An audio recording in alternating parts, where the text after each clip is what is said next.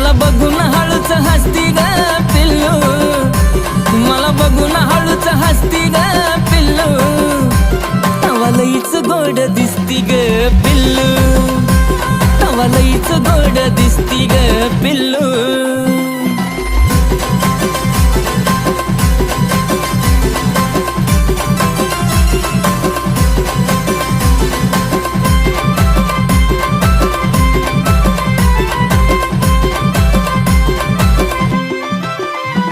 अशी नागमोडी केलेली केसाची बांधणी, जणू स्वर्गातून उतरली शुक्राची चांदणी.